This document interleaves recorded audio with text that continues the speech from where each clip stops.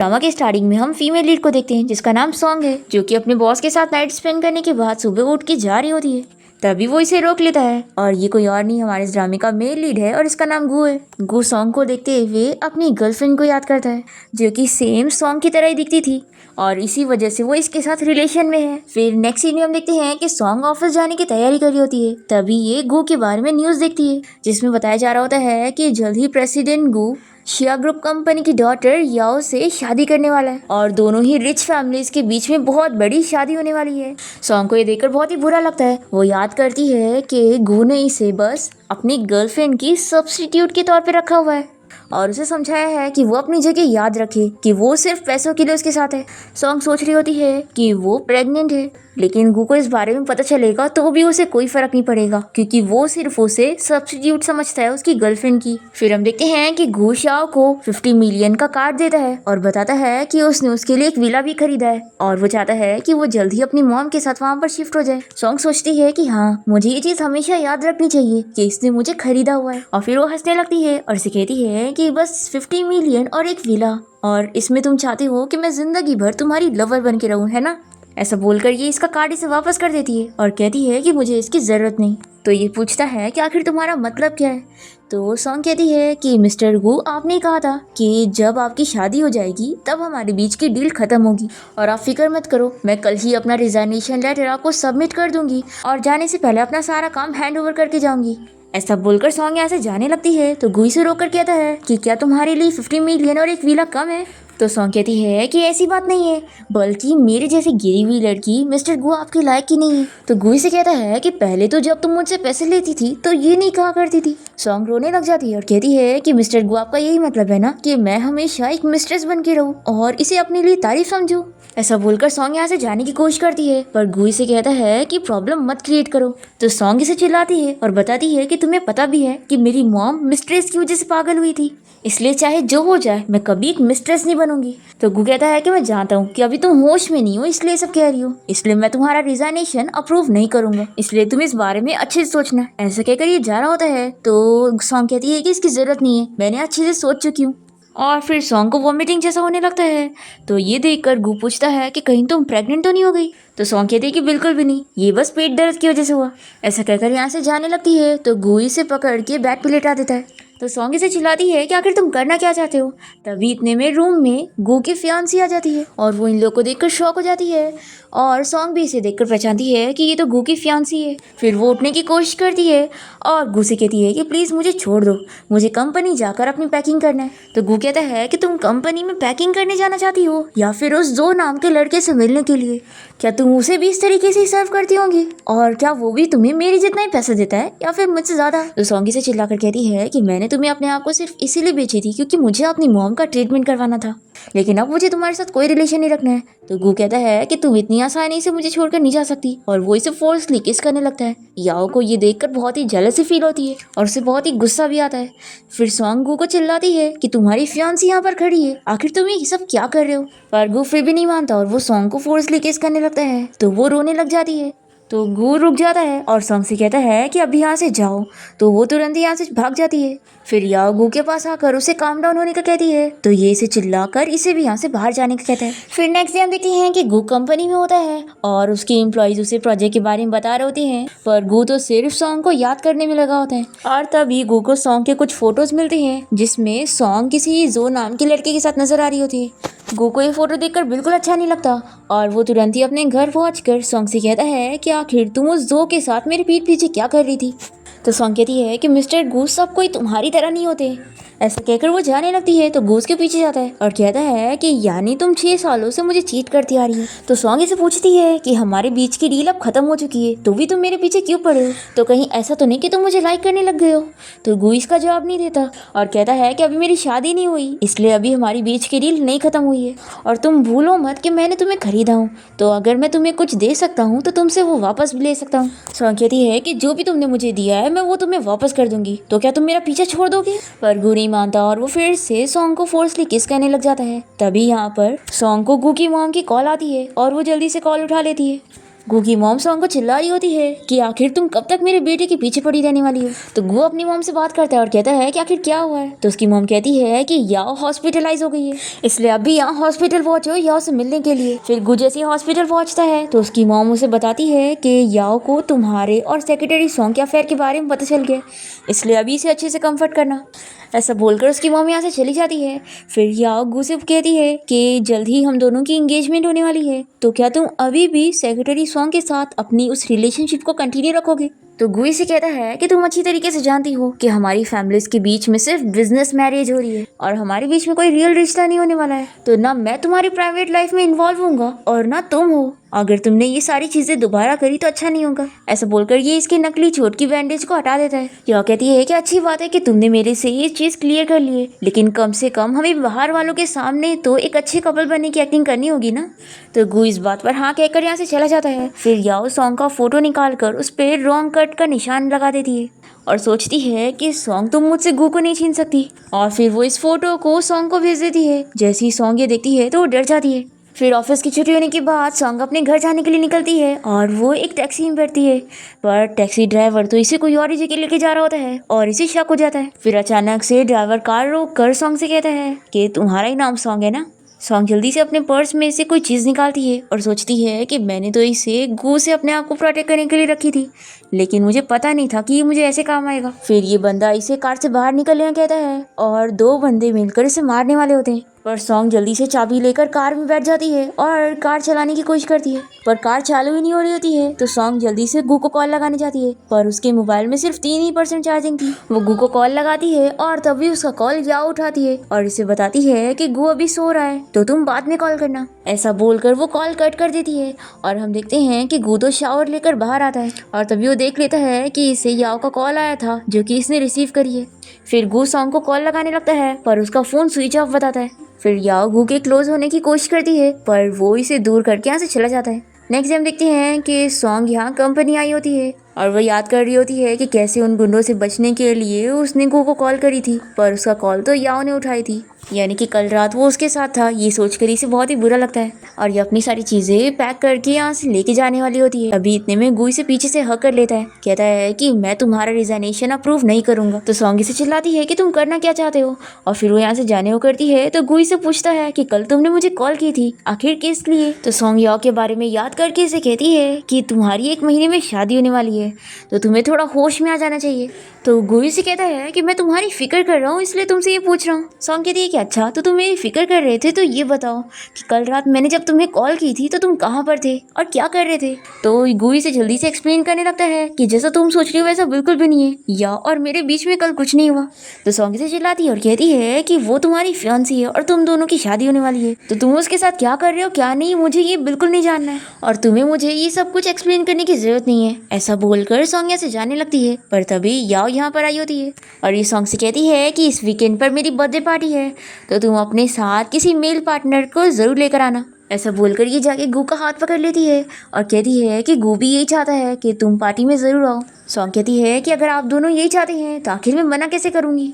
ऐसा बोलकर सॉन्ग ऐसे जाने लगती है। तो गू कहता है कि उस चीज़ को अब भी यहाँ पे रखो, मैंने तुम्हारा रिजाइनेशन अभी तक अप्रूव नहीं किया हूँ, तो अगर तुम यहाँ से गई और कंपनी को कुछ भी लॉस होता है तो इसकी जिम्मेदार तुम होंगी। तो सॉन्ग इससे अपना बॉक्स पकड़ा देती है और कहती है कि मिस्टर गू सॉरी, मेरी तो अब छुट्टी हो चुकी है। ऐसा बोलकर यहाँ से चली जाती है। फिर गू याओ से पूछता है कि कल रात जब सॉन्ग ने कॉल करी थी तो तुमने उसे क्या बोली थी। तो याओ कहती है कि तुम कल शावर लेने गए थे ना, तो मैंने बस उसे यही बोली। तो गू इसे चिल्लाता है और कहता है कि मैंने बोला था ना कि मेरे प्राइवेट लाइफ में इंटरफेयर मत करना, नहीं तो अच्छा नहीं होगा। फिर याओ अपना गुस्सा कंट्रोल करके इसे कहती है कि आज रात मेरे डैड ने तुम्हें डिनर पे बुलाया है एंगेजमेंट के बारे में बात करने के लिए। तो गू कहता है कि ठीक है मैं समझ गया और वो यहाँ से चला जाता है। फिर दूसरी तरफ हम सॉन्ग को देखते हैं जो कि बस स्टॉप पर बैठी होती है। तभी यहाँ पर इसका फ्रेंड जो इससे मिलने आया होता है और वो उसे अपने साथ ले जाने लगता है और कार में बैठा रहा होता है। तभी इतने में गू भी अपनी कार लेके यहाँ से जा रहा होता है और सॉन्ग को देख लेता है और तुरंत ही उसे कॉल लगाता है और उसे कहता है कि अभी मेरे ऑफिस में आओ, मुझे कुछ काम है। तो सॉन्ग कहती है कि अब मेरी छुट्टी हो गई है। ऐसा बोलकर वो कॉल कट कर देती है और फिर वो जो के साथ एक रेस्टोरेंट आ जाती है। यहाँ पर जो इसे पूछता है कि क्या तुम और गू डेट कर रहे हैं। तो सॉन्ग कहती है कि बिल्कुल नहीं, और वैसे भी मिस्टर गू के पास तो पहले से फियांसी है और उनकी शादी होने वाली है, और वैसे मैं इतनी खास नहीं हूँ जो वो मुझे पसंद करेंगे। जो कहता है कि बिल्कुल नहीं, तुम बहुत ही ब्यूटीफुल हो और कोई बंदा ब्लाइंड ही होगा जो तुम्हें पसंद नहीं करेगा। सॉन्ग कहती है कि हाँ तुमने सही कहा, वो ब्लाइंड है। तभी हम देखते हैं कि गू यहाँ दूसरे टेबल पे बैठ के इन लोग की बातें सुन रहा होता है। फिर जो सॉन्ग से पूछता है कि क्या तुम सिंगल हो, तो ये हाँ कहती है।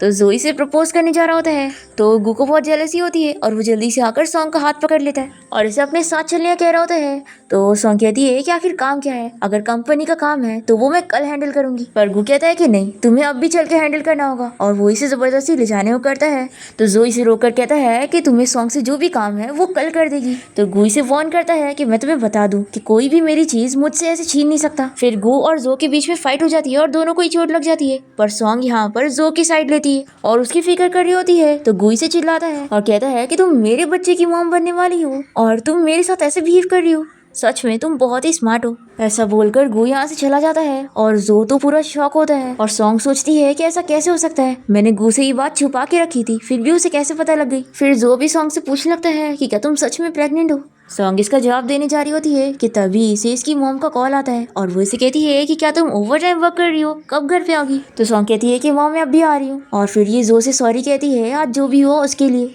तो जोई से कहता है कि कोई बात नहीं, तुम अब घर जाओ। फिर सॉन्ग घर जाने के लिए निकलती है और वो बस स्टॉप पे वेट कर रही होती है। तभी यहाँ पर गू पहुंच जाता है और सॉन्ग से कहता है कि कार में बैठो, मैं तुम्हें घर छोड़ देता हूँ। पर सॉन्ग इसकी बात नहीं सुनती, तो ये कार से निकलकर इसके पास आकर बैठ जाता है, पर सॉन्ग इसे दूर हो जाती है। तो ये कहता है कि क्या तुम इस बात से गुस्सा हो गई जो मैंने जो के सामने कहा कि तुम मेरे बच्चे की मॉम बनने वाली हो। सॉन्ग कहती है कि आखिर तुम्हें ये कैसे पता चला। तो गू कहता है कि क्या तुम सच में प्रेग्नेंट हो। तो सॉन्ग समझ जाती है कि इसे तो कुछ पता ही नहीं है और इसने तो बस जो को गुस्सा दिलाने के लिए बोला। फिर वो इसे साफ मना कर देती है कि मैं प्रेग्नेंट नहीं हूँ, और सोचती है कि इसे पता भी लग गया तो क्या, कौन सा ये मेरी जिम्मेदारी लेगा। तभी गू इसे पकड़ के कहता है कि चलो मैं तुम्हें घर लेके चलता हूँ, पर सॉन्ग मना कर देती है, कहती है मैं खुद घर चली जाऊंगी। और वैसे तुम ये बताओ कि अगर मैं सच में प्रेग्नेंट हुई तो क्या तुम मुझसे शादी करोगे। तो गू कुछ कह नहीं पाता है, तो सॉन्ग कहती है कि रहने दो, चलो मुझे घर लेके चलो। ऐसा बोलकर वो जाके कार में बैठी है। तो गू इससे कहता है कि अगर तुम सच में प्रेग्नेंट हो तो मैं तुम्हारा ख्याल रखने के लिए तैयार हूँ। तो ये सुनकर सॉन्ग सोचती है कि इसका ये मतलब है कि ये मुझसे शादी नहीं करेगा। तो सॉन्ग कहती है कि तुम्हारी अच्छाई के लिए शुक्रिया, लेकिन अच्छा है कि मैं प्रेग्नेंट नहीं हूँ। फिर गू भी कार में आके बैठा है और सॉन्ग का हाथ पकड़ के उससे कहता है कि क्या तुम मुझे 5 साल का टाइम दे सकती हो, मेरा इंतजार करोगी। तो सॉन्ग कहती है कि क्या अगर तुम मेरी जगह होते तो क्या तुम हाँ कहते। तो गू कुछ नहीं कह पाता, और फिर सॉन्ग घर आ जाती है और अपनी मॉम के साथ टाइम स्पेंड कर रही होती है और सोचती है कि ट्रीटमेंट के बाद उसकी मॉम की मेंटल कंडीशन पहले से बेहतर हो चुकी है। फिर हम देखते हैं कि सॉन्ग अपने रूम में होती है और तभी इसे गू का कॉल आता है और वो कहता है कि मैं दरवाजे के बाहर खड़ा हूँ, बाहर आओ और मेरे साथ हॉस्पिटल चलो। फिर यहाँ पर गू को देखकर सॉन्ग की मॉम उसे अंदर आने का कहती है और वो उसके लिए फ्रूट लाने चली जाती है। और गू यहाँ पर शाओ से कहता है कि मैं तुम्हें 2 घंटे का टाइम दे रहा हूँ, जल्दी से रेडी हो जाओ और जैसा मैं कह रहा हूँ वैसा करो, नहीं तो मैं तुम्हारी मॉम को हमारे बारे में सब कुछ बता दूंगा। ये बता दूंगा कि तुमने अपनी मॉम का ट्रीटमेंट करवाने के लिए अपने आप को मुझे बेच दिया। फिर सॉन्ग को मानना ही पड़ता है और गू इसे हॉस्पिटल ले आता है और डॉक्टर से कहता है कि इसका चेकअप करो और मुझे बताओ कि ये प्रेग्नेंट है कि नहीं। फिर हम देखते हैं कि चेकअप करने के बाद डॉक्टर यहाँ पर गू को रिपोर्ट ला के देती है और बताती है कि वो प्रेग्नेंट नहीं है। फिर गू को तो यकीन नहीं आ रहा होता है कि ऐसे कैसे वो प्रेग्नेंट नहीं है। फिर सॉन्ग इसे कहती है कि देखा ना, प्रूव हो गया कि मैं प्रेग्नेंट नहीं हूँ, तो अब तुम्हें डरने की जरूरत नहीं है कि मेरे नाजायज बच्चे की वजह से तुम्हारी शादी खराब हो जाएगी। ऐसा बिल्कुल नहीं होगा, तुम और याओ अच्छे से शादी कर सकते हैं। तो गू कहता है कि तुम सोच रही हो मैं ये सब इसलिए कर रहा था। तो सॉन्ग कहती है कि ऑफ कोर्स, और तुम किस लिए करोगे। तो वो कहता है कि हाँ मैं जानता हूँ कि तुम मेरे बारे में ऐसे ही सोचती हो कि मैं एक डिस्गस्टिंग पर्सन हूँ। फिर गू यहाँ से गुस्सा होकर चला जाता है और हमें फ्लैशबैक में दिखाते हैं कि सॉन्ग ने इस बारे में पहले से डॉक्टर से बात कर ली थी कि वो गू को झूठ बोले। फिर नेक्स्ट डे हम देखते हैं कि सॉन्ग कंपनी में होती है और तभी वो 2 एम्प्लॉइज को उसके बारे में बुराई करते हुए सुन लेती है, जो कि उसकी कैरेक्टर के बारे में कह रहे होते हैं कि वो कितनी बेकार लड़की है जो बॉस को सेड्यूस करने में लगी हुई है। और ये लोग बड़ी खुश होती है कि अच्छा हुआ बॉस की याओ के साथ एंगेजमेंट हो गई, नहीं तो वो अभी भी उनके पीछे पड़ी होती। ये सुनकर सॉन्ग को गुस्सा आता है और वो इसके ऊपर पानी फेंक देती है और कहती है कि तुम मेरे बारे में ये सब नहीं कह सकती। तो ये एम्प्लॉय सॉन्ग को चिल्लाती है कि तुम एक मिस्ट्रेस हो तो आखिर मैं क्यों नहीं बोल सकती हूँ। तभी गू ये सुन लेता है और यहाँ पर आकर वो इस एम्प्लॉय को चिल्लाता है कि आखिर तुम ये क्या कह रही थी, इसी वक्त अपनी चीजें पैक करो और यहाँ से निकलो और कल से तुम्हें ऑफिस आने की जरूरत नहीं है। फिर ये एम्प्लॉय तुरंत ही सॉन्ग से माफी मांगती है और कहती है कि बॉस प्लीज मुझे मत निकालो। फिर गू सॉन्ग को अपने ऑफिस में ले आता है और उसे कहता है कि कल याओ की बर्थडे पार्टी में तुम्हें आने की जरूरत नहीं है। तो ये कहती है कि मिस्टर गू तुम फिक्र मत करो, मैं वहां पर आकर तुम्हारी पार्टी खराब नहीं करूंगी। ऐसा बोलकर वो गुस्से में जाने लगती है तो गू इसे रोकता है। तो ये कहती है कि तुम मुझसे दूर रहो, मुझे तुमसे नफरत है। तो गुई से फोर्सली किस करने लगता है तो शाओ जल्दी से चाकू उठा के इसे डराती है। वो नहीं डर रहा होता है तो ये अपनी तरफ चाकू कर लेती है और फिर यहाँ से ऑफिस से बाहर चली जाती है। फिर हम देखते हैं कि ऑफिस के बाद सॉन्ग का फ्रेंड जो से मिलने के लिए आया होता है और तभी कोई सीक्रेटली इन लोग की फोटो लेता है। फिर हम देखते हैं कि गु यहाँ पर याओ की बर्थडे पार्टी में गया होता है और तभी गु को कोई सॉन्ग और जो की फोटो सेंड करता है जिसे देखकर इसे बिल्कुल अच्छा नहीं लगता। और तभी जो सॉन्ग को लेकर पार्टी में आ जाता है और सॉन्ग को भी अभी पता लगता है कि जो उसे पार्टी में ले जाने के लिए आया था क्योंकि याओ उसकी कजिन है। यहाँ पर याओ के मॉम डैड इन दोनों के बारे में पूछते हैं तो सॉन्ग जानबूझ के गु को सुनाने के लिए झूठ कह देती है कि मैं जो की गर्लफ्रेंड हूँ। तो याओ के मॉम डैड इन लोग से पूछते हैं कि आखिर ये लोग शादी कब करेंगे। अब ये सब सुन के गु को बिल्कुल अच्छा नहीं लग रहा होता है। अब तभी ड्रिंक पीने की वजह से सॉन्ग के कपड़े खराब हो जाते हैं और वो अपना ड्रेस चेंज करने के लिए यहाँ से बाहर जाती है और गु भी कोई बहाना करके यहाँ से बाहर जाता है और वो कार के बाहर उसका वेट कर रहा होता है। जैसे ही सॉन्ग बाहर निकलने लगती है तो वो गु को देख वापस से कार का डोर बंद करने की कोशिश करती है पर गु इसे रोकता है और तभी उसके हाथ में चोट लग जाती है। तो सॉन्ग गु की फिक्र करने लगती है तो ये कहता है कि क्या हुआ, तुम्हें मेरी फिक्र हो रही है। तो सॉन्ग कहती है कि बिल्कुल भी नहीं, तुम याद रखो कि हमारे बीच में सब कुछ खत्म हो चुका है। ये कहकर वो गुस्से में जाने लगती है तो गु जानबूझ के दर्द की एक्टिंग करने लगता है तो वो वापस आ जाती है और इसके हाथ में कैंडी रखती है और फिर यहाँ से वापस चली जाती है। और तभी हम देखते हैं कि याओ इन लोग को छुप कर देख रही थी और वो किसी गुंडे को कॉल करके ऑर्डर देती है कि वो सॉन्ग से उसका पीछा छुड़ाए चाहे जो मेथड यूज करे। फिर नेक्स्ट डे हम देखते हैं कि सॉन्ग अपने ऑफिस में कॉल पर बात कर रही होती है कि वो अपना घर शिफ्ट करने वाली है। तभी अस्टिन ये सुन लेता है और जल्दी से गु को इस बारे में बता देता है कि सॉन्ग कहीं और शिफ्ट होने की बात कर रही थी। फिर गु ये सुनते के साथ ही सॉन्ग से बात करने जाता है कि क्या वो सच में शिफ्ट हो रही है। तो वो कहती है कि हाँ, तुम क्या चाहते हो कि मैं तुम्हारे पास रहकर इंतजार करती रहूं कि कब तुम्हारी शादी हो। ऐसा बोलकर ये जाने लगती है तो गु इसे पकड़कर अपने ऑफिस में ले आता है और फिर इसे फोर्सली किस करने लगता है। तो सॉन्ग इसे एक स्लैप लगाती है। वो कहता है कि तुम प्लीज मुझे बस 5 साल का टाइम दे दो, नहीं बस 3 साल का टाइम दे दो, मैं 3 साल बाद याओ से डिवोर्स ले लूंगा। तो सॉन्ग से पूछती है कि तुम्हें ऐसा क्यों लगता है कि मैं तुम्हारा वेट करूंगी। हाँ, मैं मानती हूँ कि मैं तुमसे प्यार करती हूँ लेकिन इसका ये मतलब नहीं कि मैं हमेशा एक स्टैंड इन बनकर तुम्हारी लाइफ में रहूंगी। आखिर मेरी खुद की भी कुछ सेल्फ रिस्पेक्ट है, मैं हमेशा ये सब नहीं सहूंगी। ऐसा बोलकर ये गुस्से में जाने लगती है। तो गु कहता है कि अगर तुम अभी यहाँ से गई ना तो तुम्हें इसकी कीमत चुकानी पड़ेगी। सॉन्ग कहती है कि यही ना कि तुम मेरी मॉम को सब कुछ बता दोगे। तो ठीक है, बता दो। और वो अपने मन में सोचती है कि वैसे भी उसकी मॉम को भूलने की बीमारी है तो जब वो उसकी बातें नहीं याद करती तो उसकी क्या याद रखेंगी। यही सोचकर सॉन्ग यहाँ से चली जाती है। फिर हम देखते हैं कि याओ उस गुंडे से मिलने गई होती है और वो इसे सॉन्ग की मॉम के बारे में बताता है कि उनकी मेंटल कंडीशन ठीक नहीं है तो अगर सॉन्ग से बदला लेना है तो उसकी मॉम का यूज कर सकते हैं। तो ये सुनकर याओ को ये आइडिया पसंद आता है। फिर नेक्स्ट सीन में देखते हैं कि सॉन्ग घर पे अपनी मॉम की केयर कर रही होती है। तभी इतने में यहाँ पर कोई डोरबेल बजाता है और सॉन्ग दिखती है कि याओ यहाँ पर आइए। वो अंदर आते के साथ ही इसे स्लैप लगा देती है और इसकी और गु की फोटो दिखाते हुए कहती है कि देखो तुम मेरे पीठ पीछे ये सारी हरकतें कर रही हो। तभी सॉन्ग की मॉम यहाँ पर आकर इसे पूछती है कि आखिर तुमने मेरी बेटी को स्लैप क्यों मारी। तो याओ जानबूझ के सॉन्ग की मॉम को इसके और गु के बारे में बता देती है कि कैसे उसने अपनी मॉम का ट्रीटमेंट करवाने के लिए गु को अपने आप को बेच दी। ये जानकर सॉन्ग की मॉम को शॉक लगता है और वो सॉन्ग से पूछती है कि क्या ये सब सच है। तो सॉन्ग भी मान लेती है। फिर सॉन्ग की मॉम तो सदमे में चली जाती है और पागल जैसे हरकतें करने लगती है। सॉन्ग को ये देखकर बहुत ही बुरा लगता है और फिर वो अपनी मॉम को लेकर रो रही होती है। तभी हम देखते हैं कि गु यहाँ पर सॉन्ग की मॉम के लिए केक लेकर आया होता है क्योंकि आज उनका बर्थडे है और वो सॉन्ग को रोता हुआ देखकर जल्दी से उसे हक करता है और पूछता है कि आखिर क्या हुआ है। तो सॉन्ग तो इसे चिल्लाने लग जाती है और कह रही है कि तुम सब जानते हो, याओ ने यहाँ पर आकर तुम्हारे और मेरे बारे में मेरी मॉम को सब कुछ बता दी और मेरी मॉम को ये जानकर बहुत ही शौक लगा कि मैं एक मिस्ट्रेस हूँ। अब तो तुम खुश हो गए होंगे ना मेरी बेइज्जती कराकर। ये सब बोलते हुए सॉन्ग बहुत ही ज्यादा रोने लग जाती है। तो गु से कहता है कि तुम फिक्र मत करो, मैं तुम्हें इसका एक्सप्लेनेशन दूंगा।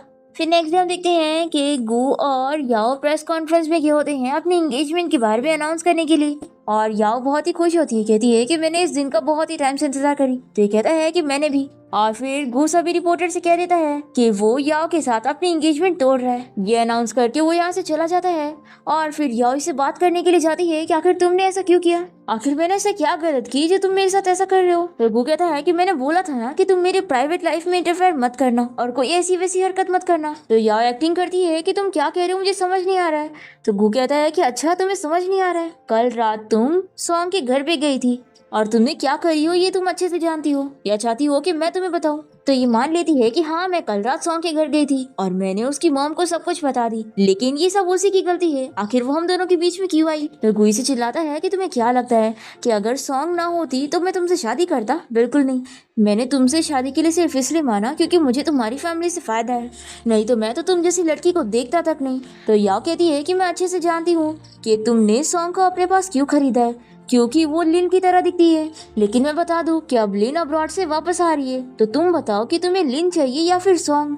ऐसा बोलकर यहाँ से चली जाती है। फिर हम देखते हैं कि सॉन्ग की मॉम तो सब कुछ भूल गई होती है और वो और उसकी मॉम बाहर वॉक करने गए होते हैं। तभी याओ के भेजे हुए गुंडे यहाँ पर आ जाते हैं और ये लोग सॉन्ग की मॉम के सर पे मार के उन्हें चोट पहुंचा देते हैं। दूसरी तरफ गो जैसी अपने घर पहुंचता है तो वो देखता है कि यहाँ पर उसकी एक्स गर्लफ्रेंड लिन पहले से उसका वेट कर रही है। वो इसी कहता है कि आखिर तुम यहाँ पर क्या कर रही हो। तो ये कह रही है कि मैं आज ही अब्रॉड से वापस आई हूँ और मेरे पास रहने के लिए कोई जगह नहीं है, तो क्या मैं आज रात के लिए तुम्हारे घर पे नहीं रह सकती। तो गू कहता है कि रह सकती हो, लेकिन सिर्फ आज ही रात के लिए। दूसरी तरफ हम देखते हैं कि सॉन्ग की मॉम ऑपरेशन रूम में होती है और यहाँ पर सॉन्ग को डॉक्टर बताता है कि उसे सर्जरी फीस जमा करनी पड़ेगी। तो सॉन्ग सोचती है कि अभी उसके हाथ में कोई पैसे नहीं है क्योंकि उन गुंडों ने उसके सारे पैसे लेकर भाग गए। तो ये सोचती है कि लगता है अभी के लिए मुझे गू से ही हेल्प मांगनी होगी कि वो मेरी मॉम की सर्जरी की फीस भर दे। फिर सॉन्ग गू की हेल्प लेने के लिए उसके घर आ जाती है। तभी लिनी से देखकर पूछती है कि क्या तुम्हें कुछ काम है। तो सॉन्ग को इसे देखकर समझ आता है कि अच्छा तो लिन वापस आ गई है, इसीलिए गू ने अपनी एंगेजमेंट तोड़ दिया। लिन पूछती है कि क्या हुआ, तुम यहाँ पर गू से मिलने आई हो। तो सॉन्ग कहती है कि नहीं कुछ नहीं, और ऐसा बोलकर वो जा रही होती है। तो गू इसे देख लेता है और रोकता है, पर सॉन्ग नहीं सुन रही होती है। तो ये कहता है कि बताओ मुझे कि आखिर तुम्हें चोट कैसे आई। सॉन्ग इसे चिल्लाने लगती है कि वो यहाँ पर लिन के साथ मजे कर रहा है, तो आखिर ऐसे उसे कैसे पूछ सकता है। गू इसे एक्सप्लेन करने जाता है तो सॉन्ग नहीं सुनती है और कहती है कि आखिर तुम मेरे साथ ही अनफेयर क्यों करते हो। इतने सालों से मैंने तुम्हारी सारी बातें मानी, पर तुम्हारी नजर में मैं कुछ भी नहीं हूँ और तुम अपने बिजनेस प्रॉफिट के लिए याओ से शादी कर रहे थे, और जब लिन वापस आ गई तो तुम उससे भी शादी करने के लिए तैयार हो गए, तो आखिर तुम मुझे ही क्यों मिस्ट्रेस बनाना चाहते हो। तो गू कहता है कि मेरी एक्सप्लेनेशन तो सुनो, पर सॉन्ग नहीं सुनती और यहाँ से गुस्से में चली जाती है। फिर गू भी उसके पीछे पीछे बाहर आता है, पर सॉन्ग यहाँ पर छुप जाती है और उसे नहीं मिलती। फिर हम देखते हैं कि जो हॉस्पिटल आकर सॉन्ग की मॉम की सर्जरी की फीस भर देता है। अब तभी इतने में यहाँ पर गू आ जाता है और ये सॉन्ग को चिल्लाने लगता है कि तुम यहाँ पर क्या कर रही हो। तो जोई से चिल्लाकर बताता है कि तुम्हें पता भी है कि सॉन्ग और उसकी मॉम पर गुंडों ने अटैक कर दिए थे और उसकी मॉम अभी यहाँ पर ऑपरेशन रूम में, और तुम्हें सॉन्ग की केयर करना नहीं आता है तो उससे दूर हो जाओ। फिर गू और जो के बीच में फिर से फाइट हो जाती है और सॉन्ग फिर से जो की साइड लेती है। तो गुई से चिल्लाने लगता है कि तुम हमेशा इसे क्यों प्रोटेक्ट करती हो। तो ये कहती है कि तुम्हारे पास तो अब लिन वापस आ गई है ना, तो मुझे लगता नहीं कि हमें एक दूसरे से फिर से मिलना चाहिए। तो गू भी इससे गुस्से में कह देता है कि तुम्हें क्या लगता है कि तुम मेरे लिए इम्पोर्टेंट हो। बिल्कुल नहीं, मेरे पास तुम जैसी लड़कियों की कमी नहीं है। तो सॉन्ग कहती है कि अच्छी बात है, फिर कल ही मैं तुम्हारे घर से निकल जाऊंगी और तुम्हारी कंपनी से भी रिजाइन दे दूंगी। तो गू कहता है कि मैं तुम्हें जाने देने के लिए अलाउड नहीं कर रहा हूँ। तो ये कहती है कि अगर तुम नहीं मानोगे तो फिर हम कोर्ट में मिलते हैं, पर गू फिर भी इसका हाथ नहीं छोड़ रहा होता है। तो सॉन्ग कहती है कि अगर तुम मुझे जान नहीं दोगे तो मैं इस बारे में लिन को बता दूंगी। ऐसा बोलकर ये जो के साथ यहाँ से चली जाती है। फिर हम देखते हैं कि सॉन्ग कहीं और शिफ्ट होने जाने के लिए निकल रही होती है और वो गू और लिन के बारे में न्यूज देखती है कि अब वो उसके साथ है। सॉन्ग को बुरा लगता है कि अब जब लिन वापस आ गई है तो गू अपने बिजनेस मैरिज छोड़कर उसी के पीछे पड़ा है। फिर जब वैन रुकती है तो सॉन्ग देखती है कि ड्राइवर ने उसे कोई और ही जगह लेकर आया। तभी गू भी अपने विला से बाहर निकलता है और सॉन्ग से कहता है कि तुम मुझे छोड़कर कहीं नहीं जा सकती हो, और वो इसे जल्दी से अपने विला में लेकर आ जाता है और इसे रूम में लाकर इसे बेड पे पुश करता है। तो सॉन्ग कहती है कि हमारे बीच में तो सब कुछ खत्म हो गया था ना, तो तुम अभी भी मेरे पीछे क्यों पड़े हो। वो कहता है कि मैंने तुम पे इतने सारे पैसे खर्च किया हूँ, तुम्हें लगता है कि तुम्हारे कह देने से मैं तुम्हें छोड़ दूंगा। बिल्कुल नहीं। तो ये कहता है कि अब मेरी एंगेजमेंट भी टूट गई है, तो सॉन्ग कहती है कि कौन सा तुमने ये मेरे लिए करे हो, तुमने लिन के लिए अपनी एंगेजमेंट तोड़े हो। तो गू इसे कहता है कि मैंने ये सब लिन के लिए नहीं किया हूँ। तो ये हंसकर कहती है कि तो फिर क्या तुमने मेरे लिए करे हो। गू कहता है कि हाँ, मैंने तुम्हें बोला था ना कि मैं तुम्हें एक एक्सप्लेनेशन दूंगा, पर सॉन्ग को बिलीव नहीं होता और वो कहती है कि मैं तुम्हारी बात पर कभी बिलीव नहीं कर सकती। तो ये कहता है कि तुम उस जो की बात पर बिलीव कर सकती हो पर मेरी नहीं। सॉन्ग कहती है कि हाँ, वो तुमसे ज्यादा ट्रस्टवर्दी और रिलायबल है, तो मैं उसी पे ट्रस्ट करूंगी। तो गू से पूछता है कि यानी तुम उसे लाइक करती हो। तो सॉन्ग कहती है कि मेरा तो पता नहीं, लेकिन वो जरूर मुझे लाइक करता है। गू को ये सुनकर गुस्सा आता है और वो सॉन्ग को फोर्सली किस करने लगता है। तो ये इसे एक स्लैप लगाती है। तो ये कहता है कि मैंने तुम्हारे लिए इतना कुछ किया, लेकिन जब तुम्हें हेल्प की जरूरत थी तो तुमने मेरी हेल्प लेने के बजाय उस जो को कॉल किया। तो सॉन्ग कहती है कि मैं तुमसे ही पहले हेल्प मांगने आई थी, पर तुम लिन के साथ एंजॉय कर रहे थे। और याद है तुमने मुझसे क्या बोला था कि मैं बस लिन की सब्स्टिट्यूट हूँ, तो मैं तुम्हारे लिए ज्यादा ना सोचूं, तो आखिर अब तुम मेरे पीछे क्यों पड़े हो। गू सॉन्ग को रोकता है और उसे कहता है कि अब मेरे लिए उससे ज्यादा इम्पोर्टेंट तुम हो। वो इसे किस करने जा ही रहा होता है कि तभी उसकी फोन की रिंग बजने लगती है। तो सॉन्ग कहती है कि देख लो कहीं तुम्हें लिन का कॉल ना आया हो। गूस का कॉल कट कर देता है पर वो वापस कॉल कर रही होती है। तो ये कहती है कि तुम मेरे सामने उठाते क्यों नहीं, क्या कुछ ऐसी बात है जो तुम मेरे सामने नहीं करना चाहते। तो ये कॉल रिसीव कर लेता है और लिन इसे कहने लगती है कि वो भी बहुत ज़्यादा बीमार है और हॉस्पिटल में है और उसे इसकी ज़रूरत है। फिर गू तुरंत ही यहाँ से चला जाता है और लिन यहाँ हॉस्पिटल में बीमार होने की एक्टिंग कर रही होती है और उसे कहती है कि मेरा ख्याल रखने वाला कोई नहीं है और मैं इतनी ज़्यादा बीमार हूँ और मेरे पास कोई घर भी नहीं है, तो क्या मैं उस विला में रह सकती हूँ जहाँ पर मैं पहले रहा करती थी। पर गू इसे मना कर देता है कि वहाँ पर अब सॉन्ग रहती है। फिर नेक्स्ट हम देखते हैं कि लिन यहाँ विला में आ जाती है जहाँ पर अभी सॉन्ग रह रही होती है और वो उसके सामने बताने लगती है कि अब्रॉड जाने से पहले मैं यहीं पर रहा करती थी और अब मैं सोच रही हूँ और अभी मेरे पास रहने के लिए जगह नहीं है, तो मैं सोच रही हूँ कि मैं वापस यहाँ पे आके रहूँ, तो तुम माइंड तो नहीं करोगी। सॉन्ग कहती है कि मेरा घर थोड़ी ना है, तो मुझे कोई फर्क नहीं पड़ता। इस पर ये कहती है कि वैसे तुम थोड़ी बहुत मेरी तरह दिखती हो, क्या तुमने सर्जरी करवाई हो। जब मैं अब्रॉड में थी तो मुझे इस बारे में पता लग गया था कि मेरे जाने के बाद गू ने मेरी सब्स्टिट्यूट को हायर किया है, तो लगता है वो तुम ही हो जिसने मुझे रिप्लेस करी हो। तो सॉन्गी से पूछती है कि तुम यहाँ पर क्यों आई हो। तो लिनी से कहती है कि ऑफ कोर्स अपना मैन तुमसे वापस लेने आई हूँ। फिर सॉन्ग हाउसकीपर को बताने लगती है कि मिस लिन यहाँ पे रहना चाहती है, तो तुम इनके रहने का इंतजाम करो। लिन कहती है कि इसकी कोई ज़रूरत नहीं है, मैं इस जगह पे बिल्कुल नहीं रहूँगी जहाँ पर मिस्ट्रेस रहती है। फिर लिन सॉन्ग को एहसास दिलाती है कि तुम बस मेरी रिप्लेसमेंट हो और मैं जब चाहे तुम्हारी जगह तुमसे छीन सकती। ये बोलकर यहाँ से चली जाती है। फिर नेक्स्ट सीन में हम देखते हैं कि गू जब घर आता है तो वो सॉन्ग को फोर्सली किस कर रहा होता है, पर ये इसे दूर करती और कहती है कि अब जब लिन वापस आ गई तो अभी भी तुम मेरे पीछे क्यों पड़े हो, अगर तुम्हें मुझसे शादी नहीं करनी है तो मेरा पीछा छोड़ दो। ऐसा बोलकर सॉन्ग यहाँ से जाने की कोशिश करती है तो गू कहता है कि क्या तुम जो के पास जा रही हो। तभी सॉन्ग को अचानक से चक्कर आता है और वो बेहोश जाती है। फिर हम देखते हैं कि हॉस्पिटल में सॉन्ग को अभी भी होश नहीं आता है और डॉक्टर गू को इस बारे में बता देता है कि सॉन्ग तो प्रेग्नेंट है। फिर गू बहुत ही खुश होता है और वो सॉन्ग के लिए एक डायमंड रिंग खरीदता है ताकि उसे शादी के लिए प्रपोज कर सके। पर तभी इसे कोई जो और सॉन्ग के साथ में फोटो सेंड करता है। इसमें जो ने सॉन्ग को उठाया होता है और ये फोटो देखकर गू को बिल्कुल अच्छा नहीं लगता और हमें पता चलता है कि लिन ही वो पर्सन है जो हमेशा इसे जो की फोटो सेंड किया करती है। और फिर जैसे ये सॉन्ग को ढूंढने निकलता है तभी ये देखता है कि वो दोनों कार में हैं, क्योंकि सॉन्ग ड्रंक होती है इसलिए वो उसकी सीट बेल्ट लगा रहा होता है। पर इन दोनों को ऐसे देखकर गू सोचता है कि वो लोग किस कर रहे हैं और ये देखकर वो बहुत ही गुस्सा हो जाता है और फिर तुरंत ही जो के घर पहुंचकर ये उसे पंच मारता है और फिर ये जल्दी से सॉन्ग को ढूंढते हुए रूम में आ जाता है और उस पे इल्जाम लगाने लगता है कि उसका और जो का अफेयर चल रहा है। तो जो यहाँ पर इसे एक्सप्लेन करता है कि मेरे और इसके बीच में ऐसा कुछ नहीं हो जैसे तुम सोच रहे हो, पर गू बिलीव नहीं कर रहा होता है। तो सॉन्ग इसे चिल्लाती है और कहती है कि मेरा और तुम्हारा कोई रिश्ता नहीं है और ना हमारी शादी हुई है, तो मैं चाहे जिसके साथ रहूं तुम्हें इससे क्या फर्क पड़ता है। गू को बहुत ही गुस्सा आती है और वो सॉन्ग के ऊपर इल्जाम लगाने लगता है कि उसके पास जो बच्चा है वो जरूर जो का होगा। तो ये से कहती है कि ये तुम्हारा है। तो गू से कहता है कि ठीक है फिर अभी मेरे साथ हॉस्पिटल चलो, मैं टेस्ट करके पता लगाऊंगा कि ये मेरा बच्चा है कि नहीं। और वो उसकी मॉम के नाम पर उसे धमकी देता है और ये भी कहता है कि उसे पता चल गया ना कि उसने इसे धोखा दी है तो उसका अंजाम अच्छा नहीं होगा। तो जो इसे रोकता है और कहता है कि तुम सॉन्ग को ऐसे ही ले जा सकते हो। तो सॉन्ग जो को साइड हटने कहती है और वो गू के साथ चली जाती है। गू यहाँ हॉस्पिटल में सॉन्ग को टेस्ट के लिए भेजता है और वो बाहर वेट कर रहा होता है। तभी इसे यहाँ पर लिन मिल जाती है और वो पूछती है कि तुम यहाँ पर क्या कर रहे हो। तभी इतने में टेस्ट रिजल्ट आ जाते हैं जिसमें ये प्रूव हो जाता है कि ये गू का बच्चा है ही नहीं।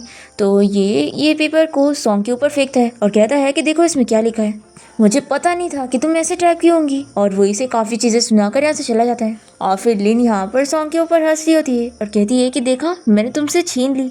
तो सॉन्ग को भी पता लग जाता है कि इसके पीछे लिन का हाथ है। उसी ने टेस्ट रिपोर्ट चेंज करवा दी है। फिर हम देखते हैं कि सॉन्ग बहुत ही अपसेट टैक्सी से जा रही होती है और तभी अचानक से उसका कार एक्सीडेंट हो जाता है। फिर हम देखते हैं कि गू घर पे होता है और लिन इसे सेड्यूस करने पहुंच जाती है, पर गू उसमें बिल्कुल इंटरेस्ट नहीं ले रहा होता है। तो वो कहती है कि हम दोनों फिर से स्टार्ट ओवर करते हैं, पर ये फिर भी इसे दूर कर देता है। तभी हाउसकीपर गू को इस बारे में बताता है कि एक बैड न्यूज़ है, मिस सॉन्ग का कार एक्सीडेंट हो गया है। ये सुनकर गू तुरंत ही सॉन्ग को ढूंढने निकलता है और लिन ये सुनकर खुश होती है।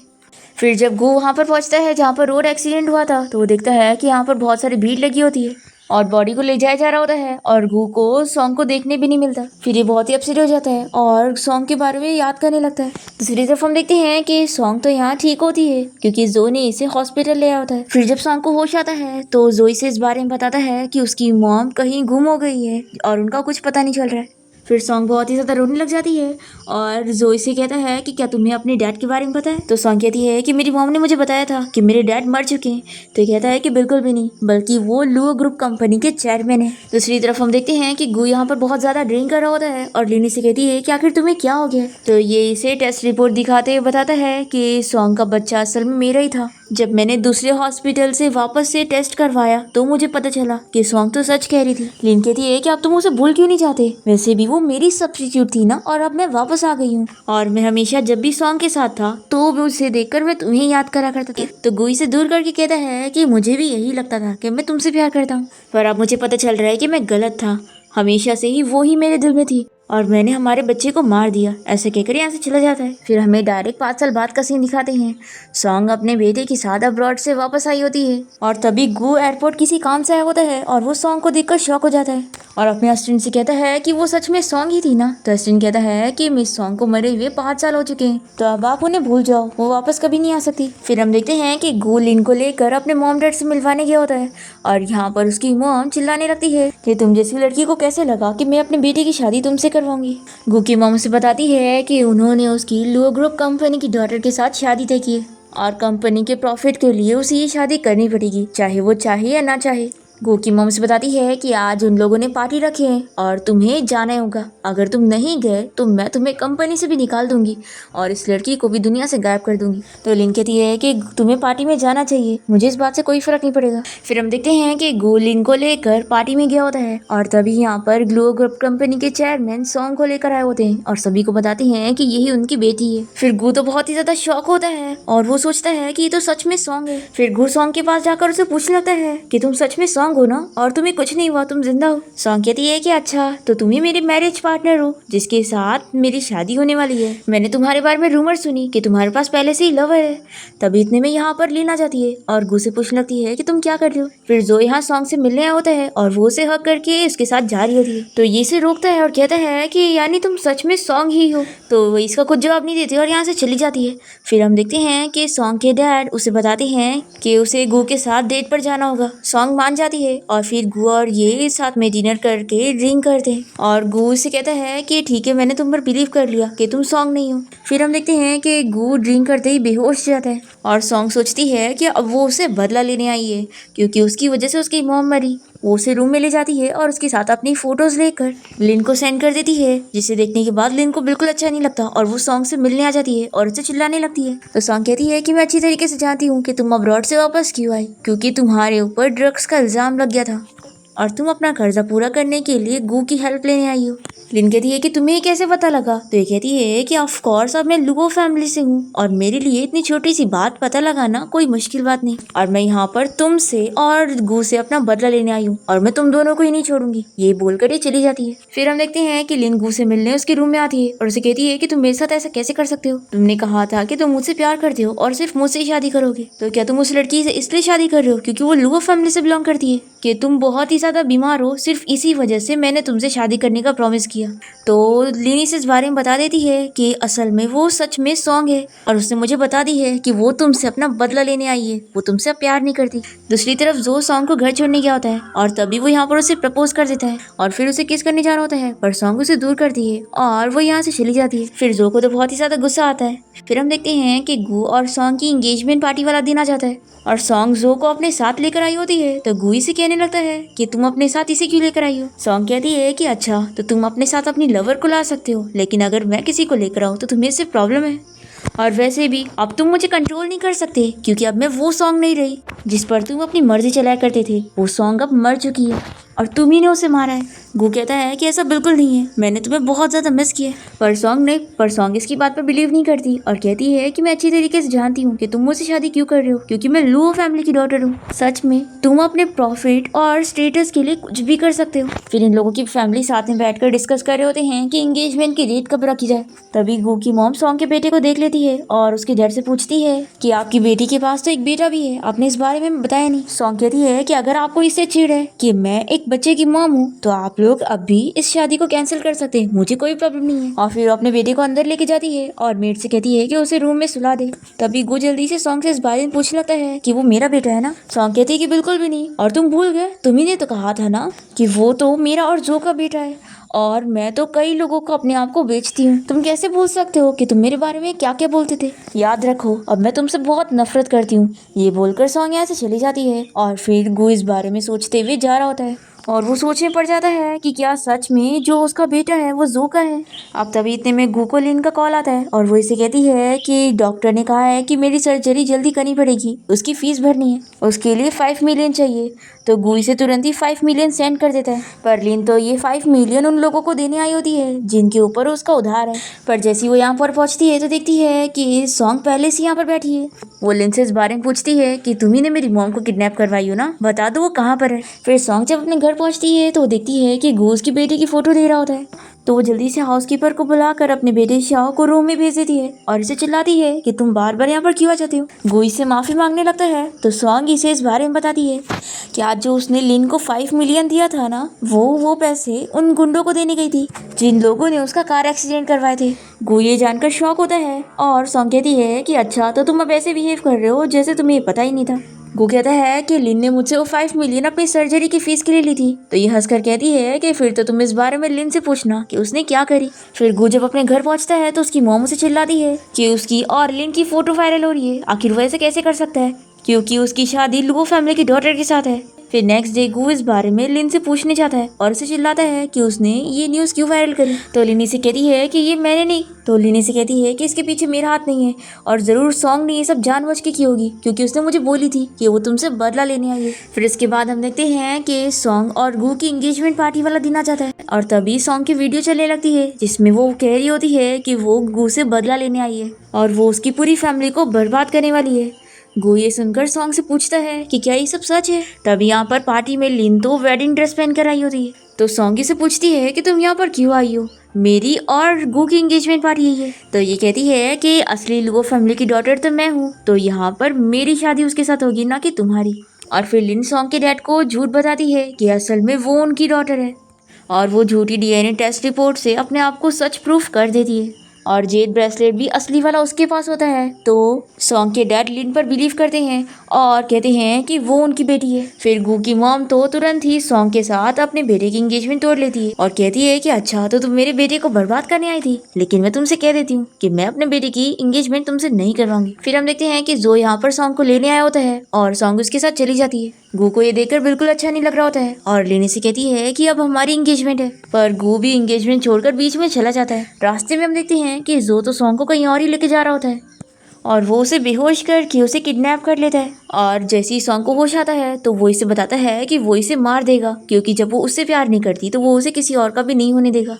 पर तभी यहाँ टाइम पर गू पहुंचकर सॉन्ग को जो से बचा लेता है और गू के हाथ में चोट लग जाती है। तो सॉन्ग जल्दी से उसके हाथ में पट्टी बांधती है। गू से पूछता है कि असली लुओ फैमिली की डॉटर तुम हो और ये जेड पेंडेंट भी तुम्हारा था, तो आखिर वो लिन के पास कैसे गया। तो सॉन्ग इसे बताती है कि इन सारी चीज के पीछे जो का हाथ है, वो मुझसे बदला लेने के लिए लिन के साथ मिल गया है और वो मुझे मारने वाला था, पर तुम टाइम पर आकर मुझे बचा लिए।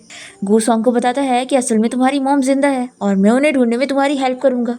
फिर गू और सॉन्ग के बीच में सब कुछ ठीक हो जाता है और वो अपने बेटे को लेकर यहाँ से जा रहा होता है। तभी उसकी मॉम से चिल्लाने लगती है कि अब तो मैं तुम्हारी और लिन की शादी के लिए रेडी हूँ, तो आखिर तुम इस लड़की के साथ क्यों घूम रहे हो, अब उसका पीछा छोड़ दो। पर गू अपनी मॉम की बात नहीं सुनता और वो सॉन्ग और अपने बेटे को लेकर यहाँ से चला जाता है। फिर ये लोग बाहर रेस्टोरेंट में लंच कर रहे होते हैं। तभी यहाँ पर गू को सॉन्ग की मॉम के बारे में पता लगता है और वो सॉन्ग को उसकी मॉम से मिलवाता है। उनकी मेंटल कंडीशन अभी ठीक तो नहीं होती है, और सॉन्ग बहुत ही खुश होती है कि उसे उसकी मॉम तो मिल गई। फिर सॉन्ग अपनी मॉम को लेके जाती है और अपने डैड को दिखाकर बताती है कि असल में वो ही उनकी बेटी है। लिन तो काफी शॉक होती है कि सॉन्ग की मॉम को तो उसने छुपा के रखी थी, तो आखिर वो उसे कैसे मिल गई। और सॉन्ग अपने डैड को बताती है कि अब तक उसकी मॉम को लिन ने छुपा के रखी थी। फिर लिन को पुलिस अरेस्ट करके लेके जाते हैं और फिर यहाँ पर गू तो अचानक से बेहोश हो जाता है और डॉक्टर बताता है कि गू को कोई ऐसा जहर दे दिया गया है जो कि बिना एंटीडोट के कभी ठीक नहीं होगा।